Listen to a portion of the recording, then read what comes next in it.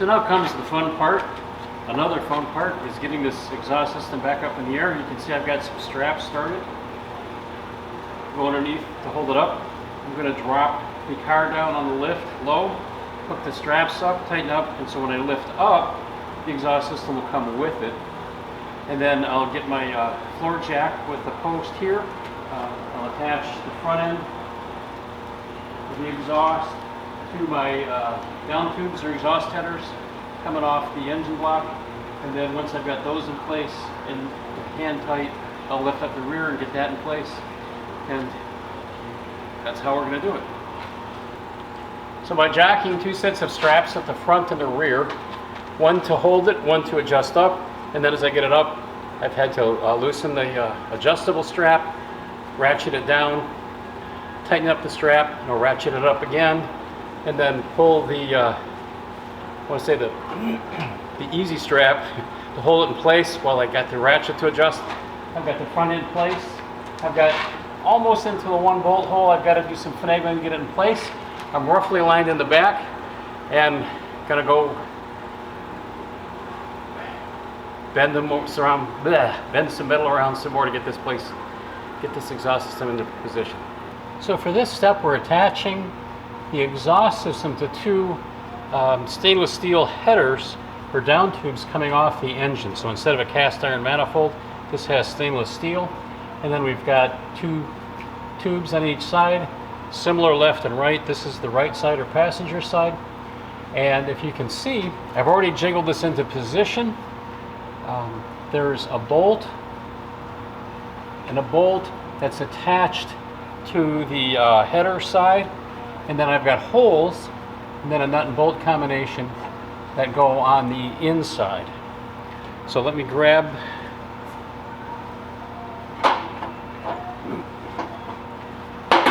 the nut and bolt combination, and I think you can see this here. I don't know if the focus is right, but there's a bolt with a nut that attaches. One of the nuts is already on the inside of the outside tube. Put the bolt through, and that nut tends to self-center or lock, or is keyed, I guess you could say, so it doesn't rotate. There we go.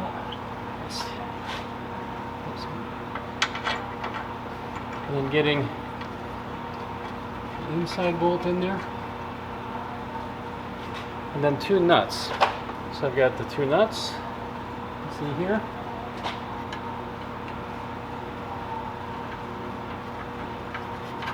Now for reasons that I don't understand, and this one I'm going to get from the top, and the bolts are coming through from the other side. One of these nuts is a 12 millimeter, and one is a 13 millimeter head. Can't tell you why, just that it is. Alright, so I got my extension.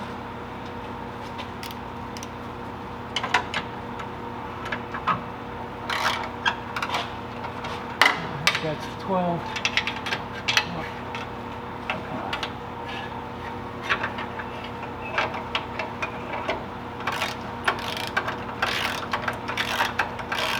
That one might be the 12. That 13 millimeter is a little tight getting through the socket. There we go.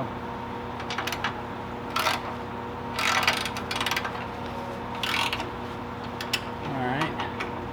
Yeah, that one's a 12. It's a little tight on the, or I mean loose in the socket. Then we get the outside.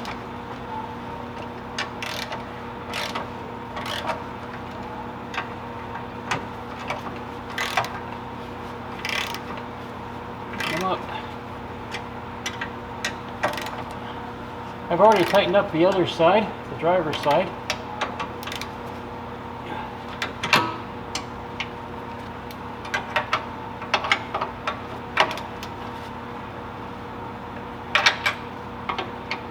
And you want to tighten these in sequence. You don't want to tighten one side really tight and then the other. You want to make sure you've got an even pressure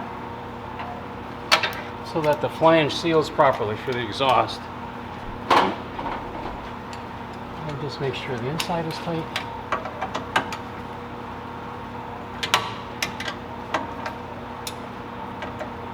And And that takes care of that. Now the fun part about the rear is getting these mufflers into place. I have my floor jack with the post to the where it splits on the exhaust system. Using this. Just get it up. And then making sure it clears.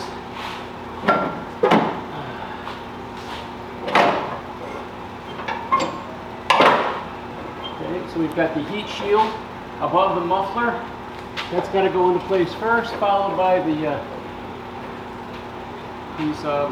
brackets. The brackets have rubber mountings, so we're going to get all that lined up and into place. Oh, what a Rubik's Cube. Okay.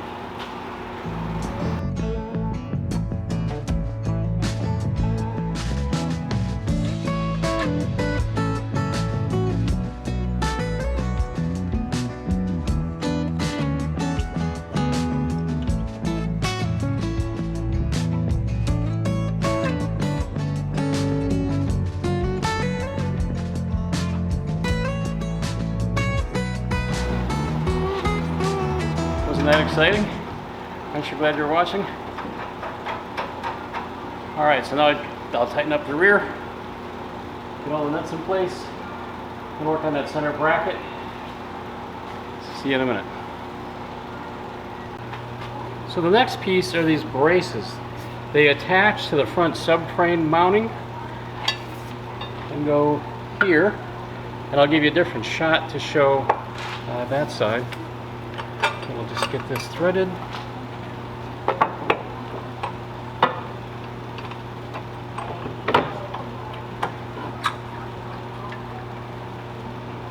Just a little 13mm again. Tighten that up.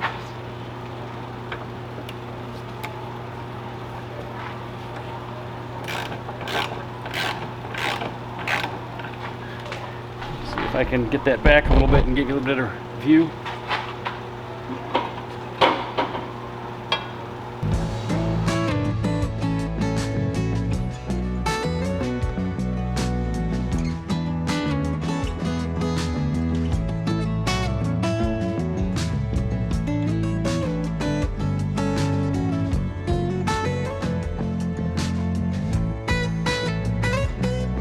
Got those done. We'll tighten up here where it mounts to the subframe. Now, from a hardware standpoint, this thing is done. What's left is hooking up the support brackets for the here, the exhaust. And I've got a tray. I've got to hook up my O2 sensors, and job done. So one last bracket. We have this little bar off of the bracket mounted to the transmission, and it goes right there. Extension. Now in this case, you want the inside to be a tight press fit because it's mounting on this bracket. There's a little gap on this side, that's okay, but here we want it tight so it doesn't rattle.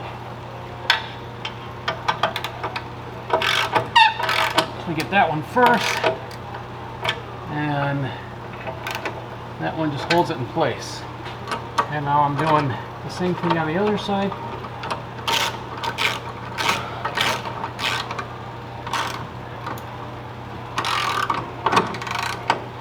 Tight on the bracket.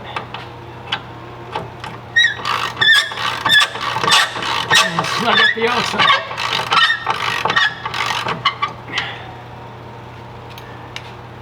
And that takes care of that. All that's left is I've got to move this. You remember this from before? Get this in the position for my shield. We're done. So with the exhaust system now firmly in place, the next step is to put my drip pan or drip shield in place here. I've got my brackets moved out. And we're going to lift her in place. So you just have a locking screw into a clip. Come on. There we go, there's one. We get the other side in place.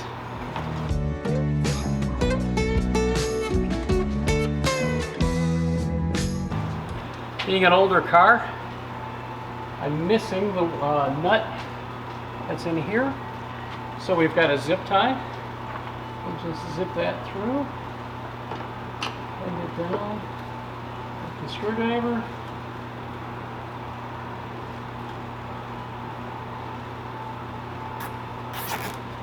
Get it in place. Get my trusty diagonal cutters. That takes care of that. And voila, we now have the drip shield in place and everything is done. Next step, drop the car down, drive her out.